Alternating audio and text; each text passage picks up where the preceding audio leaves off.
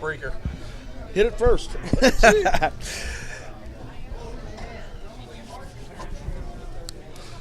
Hello, everybody. Welcome into After the Game with Todd Leary, of course, coming to you live from Yogi's here as we get set up and get everybody joined on. Be a few minutes. This usually takes a minute or two to get her all shared out. Everybody get joined on. Feel free to share the show out for us. We greatly appreciate that. As we know, it takes a few people to meander over after the game. There's Tim hitting it up. Tim and Bill, old First faithfuls. on. Old faithfuls. Two of the best fans the show ever had. No, they're usually wrong. Jennifer, Tony, Kelly. Appreciate all you guys. Feel free to share the show. I'm waiting for it to pop up on my deal so I can get it shared out. It's not showing up yet. Hello, Jeff, Lisa, John. Hey, John, how you doing, brother? Guys, feel free to share the show for us, like we said. Welcome into After the Game, live from Yogi's. After the Game with Todd Leary. Indiana gets the win tonight. Very important win. As we'll get started here very shortly.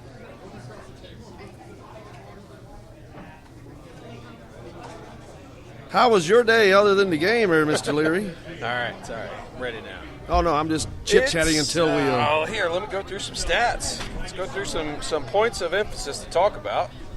Might as well. 9 of 17 from the free throw line, 3 of 15 from three-point range. For Indiana, you give those two stats, and I would not have said Indiana would have come out with a victory in this game. But, just an overall, I think the defensive effort tonight, there was a few, when Indiana had some misses defensively, missed some switches, they really missed badly, and it resulted in some easy layups.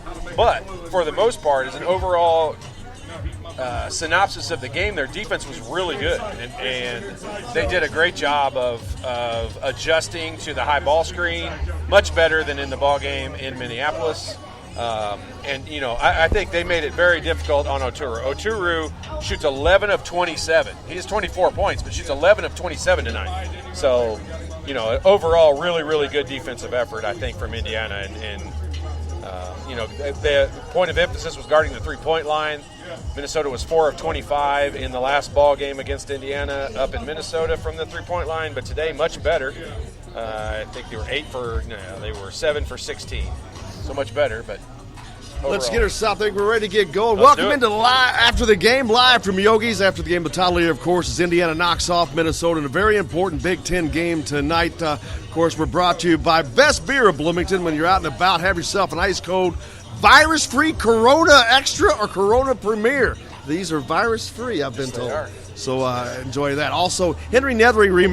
We appreciate them. And we're grateful to be a part of the Rivals Network in the Hoosier.com, Indiana Rivals, on there live as well. So we appreciate everybody. Feel free to put some questions, comments. You can hit us up on the text line if you like. If you're not watching on one of the Facebook shows where you can put your question up, that number is 812-269-6367.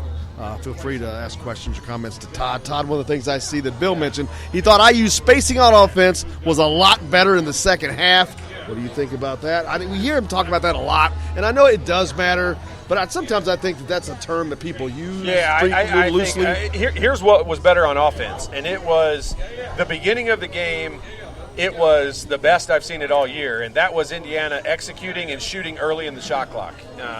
I think it's a misconception that people think, the old Bob Knight days that you had to pass it 4 times and all that. None of that's true.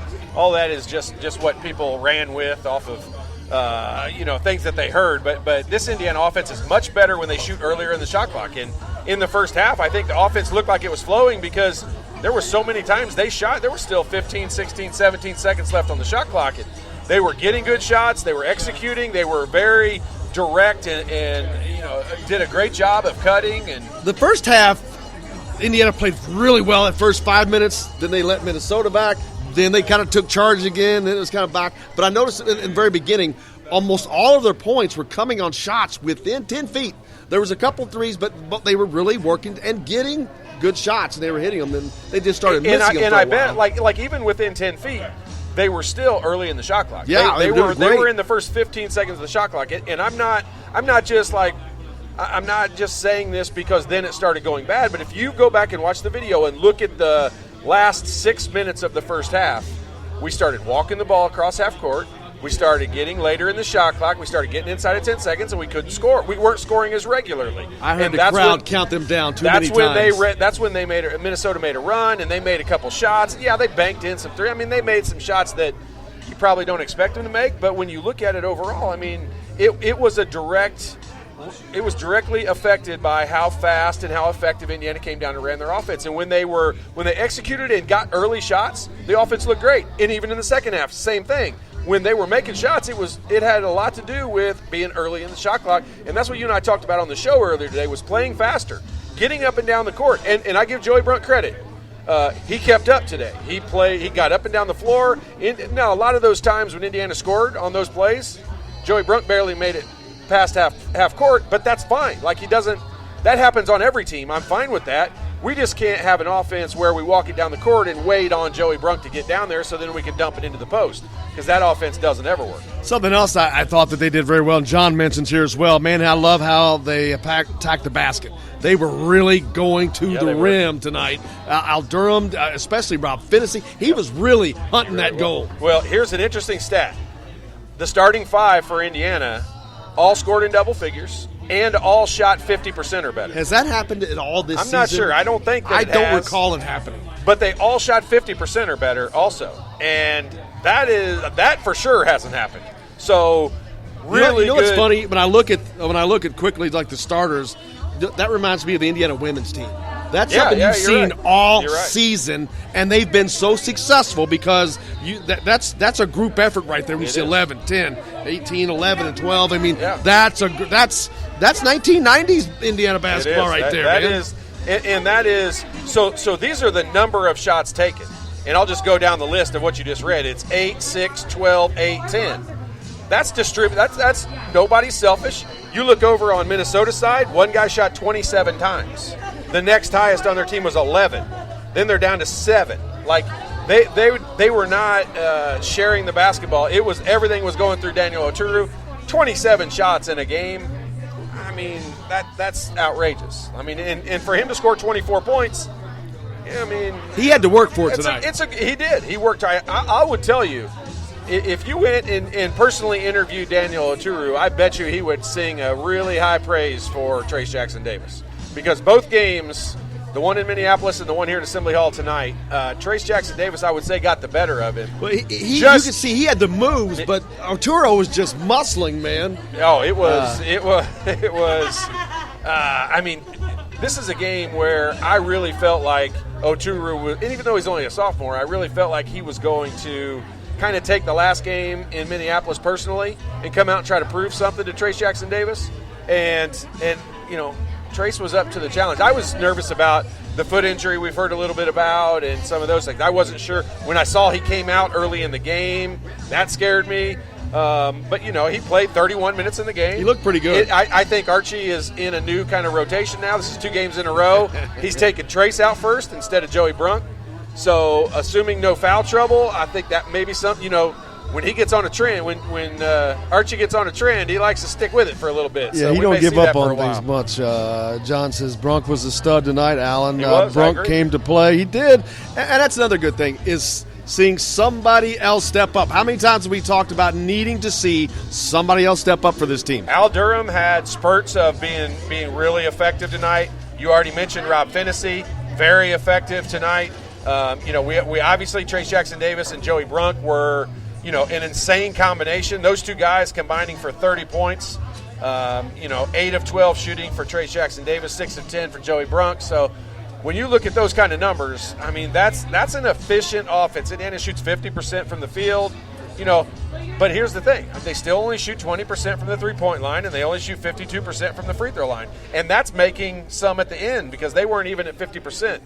You know, coming into the last 5 minutes of the ball game. So, you know, I know they executed, so I give them credit for that. But those numbers, if you're going to make a run in the Big Ten tournament and then the NCAA tournament, those numbers, which let's get to that. I think this game kind of puts everything to bed now when it comes to making the NCAA tournament. I don't think there's any question. They're in, but just don't lose that last game. There's no reason to lose it. Just don't screw around with it. But Williams, Bill Jonas got a question. Before I do that, shout out to your brother Tom, Bill. We're thinking about him. Let him know that. Bill says in the end of the half,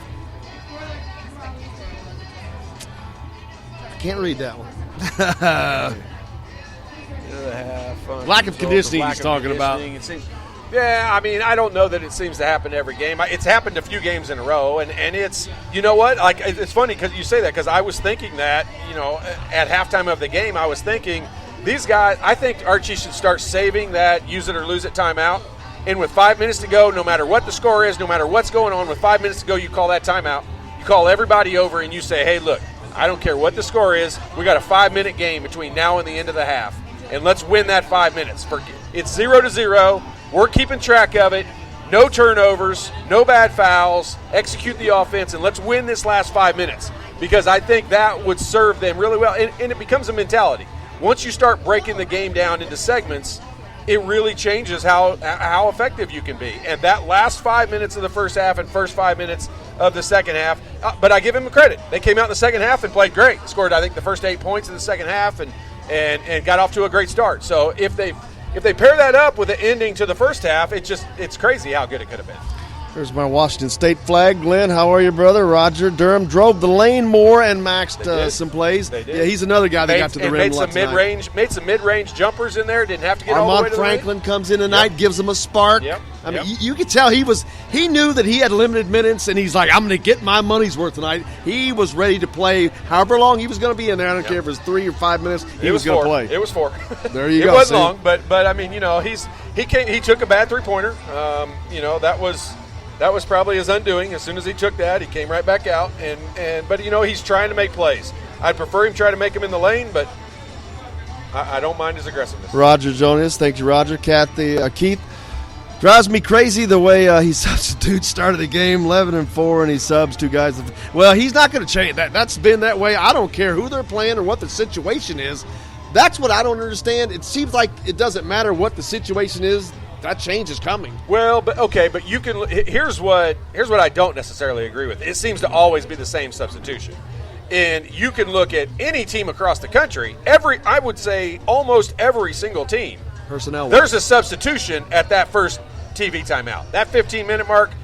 There's always a substitution. I just want you to understand, like, it takes a minute to get into the flow of the game. It's not a bad substitution for him to substitute. Now, I think it's scripted because it seems to always be the same substitution that happens. It was Joey Brunt for a long time. He was coming out first guy. Last couple games it's been Trace Jackson Davis has come out. Not for foul trouble. It just appears to be there's some reason why that's the one he wants to make. And I don't think it's bad that there is a scheduled substitution at that point. I don't necessarily know that it needs to be 2 guys all the time. I don't necessarily, especially if they're on a run like that, give them another minute. Give them. There'll be another dead ball in a minute or so. Because sometimes you just want to ride that momentum, sure, man, and sure. It just doesn't seem like they always do that. We don't have that momentum that often, and so when you get it, you want to ride it as long as you can. Tim says Trace Jackson Davis had some great footwork going on tonight on that sprained ankle. Yeah. Well, he looked pretty good. Brian Butch was making a big deal about his footwork in this game, and rightfully so. Like, he made a move on Daniel Oturu, and it was one for the highlight film, and it would have been, like a Tim Duncan fundamental move because everything was perfect on it. It wasn't anything exciting or electric. It was just great big man footwork on the inside. It was pretty. Alan down in Baird's Eye's listening, and he says he's here and he's smiling. Wasn't perfect, but it was a good win. That's a really good win. But he says he doesn't think that performance will get a win on Sunday against Wisconsin, and I can't disagree with him. I don't know. That's a tough team. You can't, just because their record, they got it. Arturo was a beast. Here's what I'll just say. So if we just start talking randomly and we just start talking about Minnesota, obviously Daniel Oturu, we're going to talk about, you got to figure out a way to stop him, and you got to make him inefficient like he was tonight, 11 of 27. If you talk about Iowa, you're going to talk about Garza. You're going to talk about them shooting from the outside. when you talk about Wisconsin, what's the first thing that comes to mind? What do you stop? I don't know. I honestly don't know. They don't have a superstar. The Reuters kid, or I don't know if I'm saying it right. He's pretty good. But that's the kind of teams that are dangerous that don't have a superstar because you don't never know where it's coming from. But I don't know. I don't even know what they're good at. Like, that's the thing. I mean, they're not great shooters. Winning. Yeah, they are. They're smart. They don't beat themselves. They play good defense. They make it difficult on you, and they hang around in games and they figure out a way to win at the end. And those are the teams that are tough to beat. Roger says, "Go ahead. I can tell Todd." Jim telling me he's correct. No, I have to do that enough as it is. I don't have to do that. Yeah, you guys don't have to say it every time. Patty, glad to see Joey Brunk having a good game. Yeah, it was. I am too. Marie. Hey, I'm so hard on Joey Brunk all the time that no one's happier to see him have a good night than me. You were correct, Rebecca. Staying shallow in the shot clock prevents hurried, sloppy shots. Improves consistency, too, she thinks. Yep, you're correct there. Gives you more shots. More importantly, you get the rebound and as well. I'll bet Indiana's shooting percentage inside of 7 seconds on the shot clock is under 20% for the season. I would have if somebody went back and took all those possessions, I would bet you it's under 20%. Christopher says, Jim and Todd, does IU have to win Saturday against Wisconsin to punch a ticket? No. Nope. They're in. To me, they're in the tournament. Now, does it look ugly if you lose? Yeah, it's just does it look bad if you lose? Thing. If you lose at home on Saturday and then turn around and lose in the Big Ten tournament? Yeah, that looks awful. They have a shot to not be in that bottom four, but it is a very, very minuscule shot. Purdue has to lose at home to Rutgers, which I wouldn't count on that, or Michigan has to lose at home against Nebraska or Northwestern or somebody. So right. I would not plan. If you're an Indiana fan, plan on being an Indiana fan. Plan on going to a game Wednesday night because they're going to be playing. Henry Nethery Remax, thanks a lot for you, brother. One of our sponsors here tonight here at Yogi's Live. But, plan on being on Wednesday in Indianapolis. But they're in the tournament. They're done. They've done enough work now. Here's going to be the fun part is they're going to win on Saturday, which will give them 20 wins. Then they're going to win on that first Wednesday night. And another quad one win. And they're going to have 21. They're going to have 21 wins. With what, 8 Let me ask you a question. Let me ask you a question. Is this factual? So, because Iowa got beat at home, they jump out of the top 30 in the net rankings. So does that quad one win no longer count for Indiana? It's at the time. It is at the time? Are you sure? Yes. How many quad one wins did they have last week? Didn't they have 6? Indiana? Yes. 6 or 7. They only have 5 now. I'm pretty sure they lost it because Iowa got bumped back out. So they take it away? I think they take it away. If that's the case, I'm shocked, and I just claim I'm an idiot for not knowing that. But they showed it. I thought it was at the time. They showed it on here, and they have 5 quad one wins now. And I'm positive last week we had 6. Yeah, well, they did. So they have another opportunity on Saturday when they take on Wisconsin to get that additional. To get another one, right. And would give them momentum and everything else going into the tournament, of course. Hey, welcome into live after the game here with Todd Leary. Of course, Indiana with a huge win for them over Minnesota tonight. We're coming to you live from Yogi's, as always, after the game, brought to you by Best Beer Incorporated of Bloomington. Have yourself a nice ice cold Corona. Virus-free Coronas here, by the way. Miller family and Best Beers, thank you so much. Appreciate you. And in addition to all the Finney hospitality group as well, Best Beer and Remax, Henry Nethery Remax. We're also on the Rivals Network. We couldn't be prouder to be a part of the Rivals platform now. So happy there. Go there and get all your coverage of the Hoosiers as well. But Todd, now Indiana, use this momentum and play, and they've got a really tough team coming in here. What do they have to do against this Wisconsin team? A team that is hard because they don't have that superstar.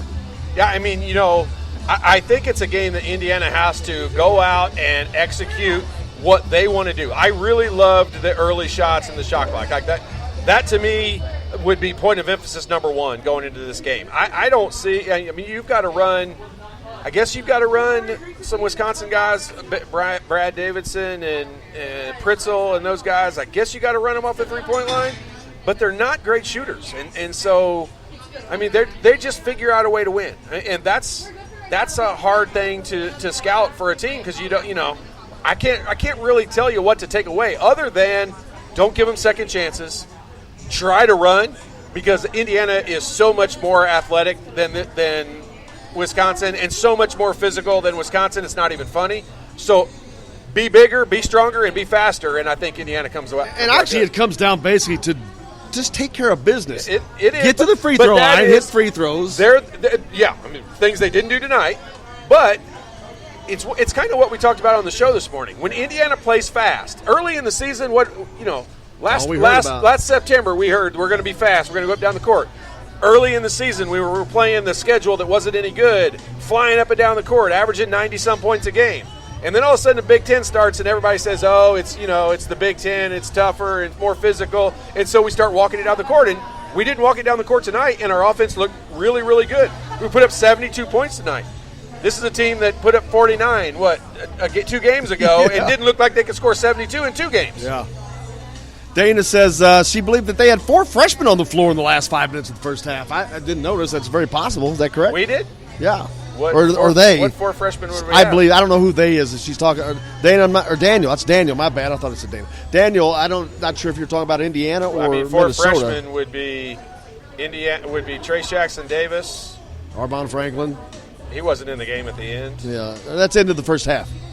Into the first. Okay, yeah. Tom said chemistry abounds throughout Hoosier hysteria. There you go. Chemistry is good tonight. You know what? There was some really good. Here's something I liked tonight. It looked like the guys were communicating and responding to each other and talking, not telling each other to shut the F up. And it just looked like guys were communicating with each other and on the same page. And I wouldn't say that's been a game in, game out situation. So that's something to build off of. That's something. Look, what happens every year? What does Michigan State do every year? They start out whatever, and then at the end of the year, they look like a totally different team. They gel. And this team tonight looked totally different than the team that lost a couple of weeks ago. Dennis thinks the team is gelling, and they just hope that they want it bad enough in the dance. And that's the thing. You hope that they are coming together. We had glimpses of it when they went on that little mini win streak there, when they got a great win against Penn State and then another good win, and then they. Yeah, I mean, I said this morning on our show, and I think it's got some value. I really do. Not just because I said it. It just I thought it, and I really believe there's something to this, in that none of these guys have played in the NCAA tournament. That's they don't know what they're missing. There's just something. There's something about that week. Once the selection show comes out, you see where you're going. You'll watch it all together, and then after all the hoopla is done and ESPN walks out the door, then everybody sits down and we start talking about who we're going to play and what we're going to do, and you start looking at the bracket and hey, if we win this game, this is who we play, and you start putting it all together. It's not just fun for the fans. I mean, we nerd out on it completely. All the bracketologists nerd out. We start filling our brackets out right away, even when Indiana's not been in the tournament. And now, I want them to get a taste of this so bad, because Trace Jackson Davis is a freshman. Rob Fennessy's never been there. Al Durham's never been there. Justin Smith's never been there. I want these guys to get a taste of it for next year. I think they could do it this year. I think they could make a run and get wherever if they shot the ball well. But for next year, you got 3 freshmen coming in at least. Maybe more. Maybe more. 4.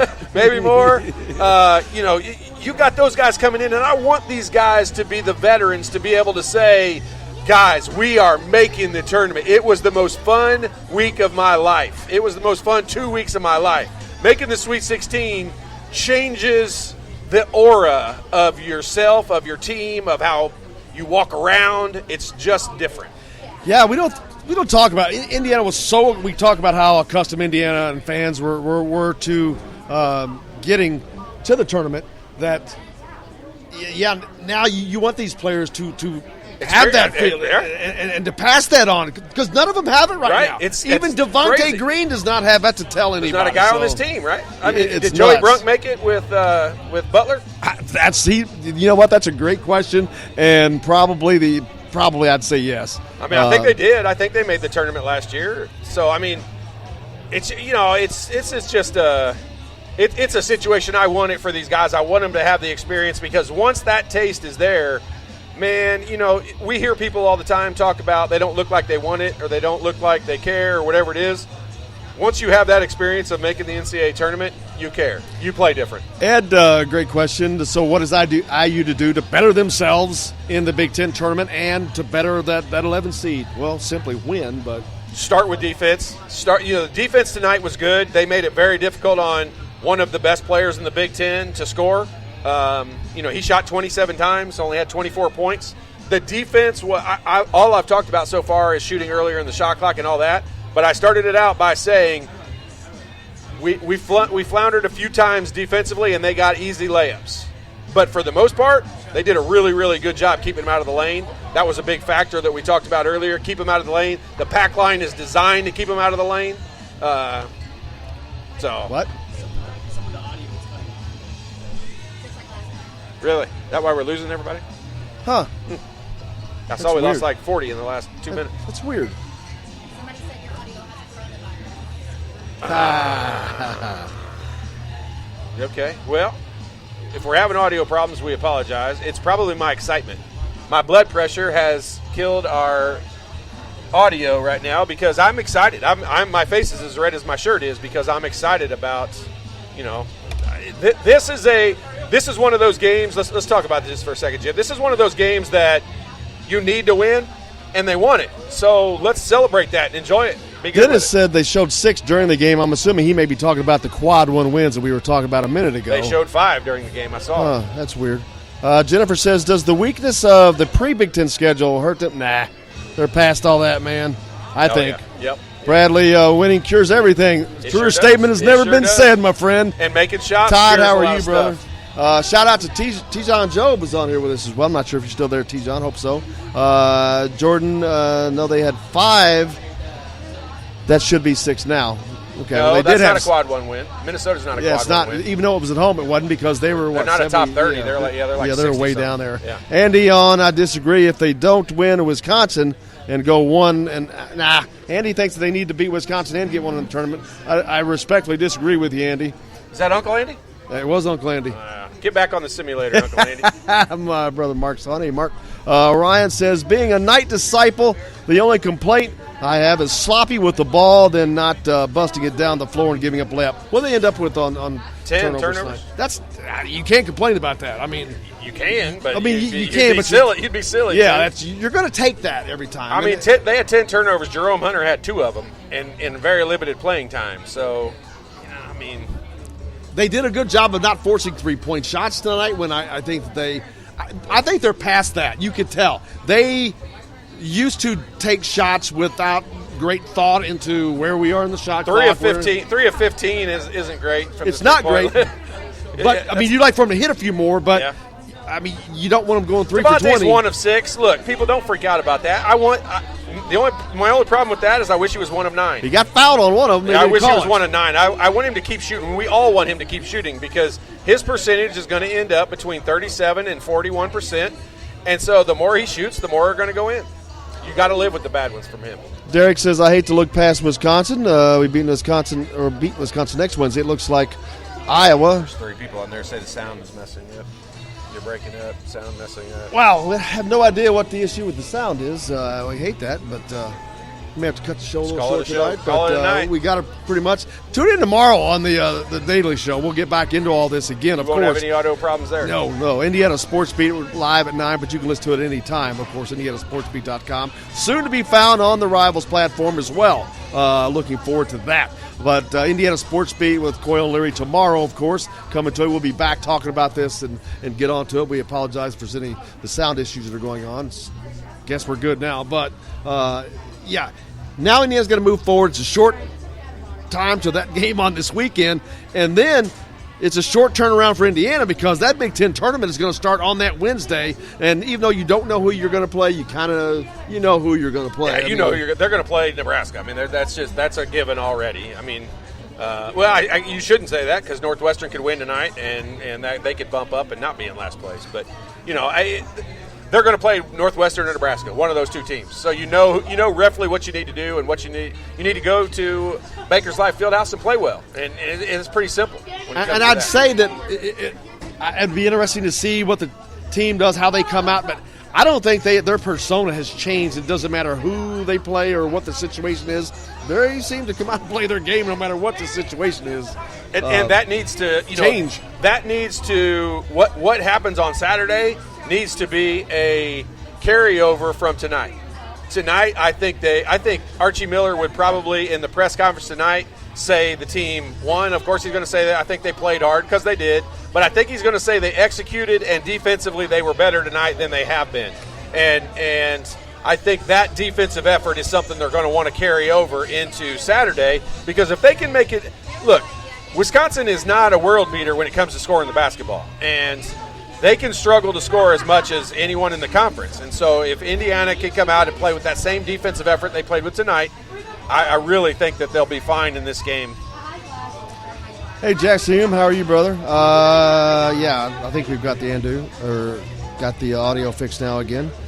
Glenn says, Gophers were chewing on the audio cables. It's like, we're not plugged in either. About to lose our, Hey, Jimmy. Intern, make sure the computer's plugged in. But, plug his computer in. Please. But, yeah, so now Trace Jackson Davis has had an entire season, and he has just improved. He has played better than a lot of people have hoped. Anymore. Not longer a freshman. Right. The amount of minutes he's played, I mean, he is beyond his freshman year. But all season long, he's played with a composure that's above what a normal freshman is. I think right now he's in a situation that, Trace Jackson Davis is one of the best players in the Big Ten, not just big guys. You got it. Thanks, Jimmy. I think that how much do you think Race Thompson's impacted Joey Brunk's play? How much he's playing better? Because, hey, Race is wanting the minutes. Competition, breeds improvement, and these guys, it can't hurt. It can't hurt at all. And look, Race Thompson played pretty good tonight. He missed some easy shots inside. He would have had a different looking stat line. But, he comes in there in 13 minutes and has 4 rebounds, gets 2 points. He very easily should have had 6 points. He missed 2 easy ones. His minutes would have probably been 22 minutes had he made those shots. But 4 rebounds in 13 minutes, you'll take what you got out of him tonight. He is they're going to, as long as that position, let's look at it as a position instead of a player. Between Joey Brunk and Race Thompson, that position dominated Minnesota's position there. You say Trace Jackson Davis canceled out Daniel Oturu at least. We'll take that too any day of the week because Daniel Oturu is, if not the best player in the league, he's one of the top 3 best players in the league. And he's definitely the best player on the Minnesota team. Oh, yeah. And everything ran through there. If you could take a freshman and wipe him out and negate what he does. Trace Jackson Davis didn't score as many points, but he only shot less than half the shots. So it was a good, all-around good effort from everybody. I said it earlier. All 5 starters scored in double figures, and they all shot 50% or better. That is not a stat we can say very often. Well, Daniel's going to be there, so looking forward to seeing him at the tournament. He thinks that they're going to win. Dennis says maybe too many beers. He's talking about the audio. I think the audio's fixed, so we don't have to worry about that. Hope so. Yeah, stay too far behind in the questions. Dennis said must be Todd's blood pressure. It very easily could be. I was nervous for this game. I don't, Matt wants more Hunter. Well, I don't know why. He's not even going to respond to that. I'm speechless on that one. Oh, my goodness. Jeffrey Scott says, great effort. Need this effort at each game. Yeah, they do. What's funny is that's one thing that's not come up one time tonight. But they always say that when you win. Like, have we ever said, man, they won tonight, but we had terrible effort. There were still times where they played like crap We won tonight, but we had terrible effort. But overall, it was good. I'm not mocking you it's saying funny. that. It's just funny how that's always the case. No one ever says that we have effort problems when we win. And it's not true. Not always true. Wesley says Rob seemed more aggressive. Absolutely got to the rim tonight. That's – you wonder why that goes away because I would think any guard always are going to be looking for that, not alone, but for that opportunity. Well, let me tell you this. Carr for Minnesota is one of the better defenders, on-ball guard defenders in the league, and Rob did it straight up man-to-man against him. So it not only was better than what it has been, it was a really good effort tonight against a guy who's one of his best nights of doing that all season. Yeah, and he was getting all the way to the rim, forcing them to come help, and they were not helping, and he was laying it in, and he did a fantastic job with it. Doug joined us from down under. Hey, Doug, how are you down in Australia? Let's see. Alan says Northwestern is down 5. 5. They were down like 12 a minute ago. And he says defense definitely won the game tonight. Said we're having audio problems again. Let's call it a night. We love it. Had a great time. It's always great to be here live from Yogi's. We appreciate everybody joining us. We appreciate everybody joining us on the Rivals platform as well. Look for us, the Daily Show on there soon as well. But we'll be back. Was it Saturday? Saturday, the next game. Noon game as Indiana takes on the Wisconsin Badgers. Wisconsin is fighting for a piece of the Big Ten championship, Todd. There is no way that anybody saw this coming before this season. Not a chance. I called them horrible before that. Four teams can be fighting for a shot at the Big Ten championship. It's mind-boggling. Doesn't make any sense. And they're the most overachieving team. Maybe in the whole country, not just in the Big Ten. I agree. Maybe in the whole country. And you've got to take your hat off to Greg Gard, to that entire program. They lost their second leading scorer. He just quit. He just straight up quit. It's amazing. And went to Nebraska. How's that happen? Who likes the transfer rule now? Brian says it's crazy that it looks like we're making the NCAA tournament and are still playing in the Wednesday Big Ten game. Kind of funny. Yeah, it is a little weird, but it's true. It's a crazy deep league. That's just there's no second way to look at it. But, that's going to join it. That's going to take care of it. We appreciate everybody from Rivals joining us at thehoosier.com. Again, I thank you guys enough. Grateful to be a part of that platform. But, of course, everybody here at Yogi's, the Finney Hospitality Group, Nathan Finney, Chris Martin, Starling, everyone here. We appreciate everybody. And, of course, Best Beer. When you're out and about in Bloomington, have yourself a nice ice cold Corona Extra or a Premier. These are coronavirus-free, by the way. And then, of course, to make sure Henry Nethery RE/MAX, if you're out looking for a place in the Bloomington area, Henry takes care of us as well. Tomorrow we're back on at 9 live for Indiana Sports Beat with Todd Leary. Can't wait to get back then. But final words? This is a game Indiana needed to win, and they did. So that's always a good feeling. Absolutely. Todd Leary, former Hoosier. I'm Jim Coyle, and I will see you on the radio. Thanks a lot for joining us.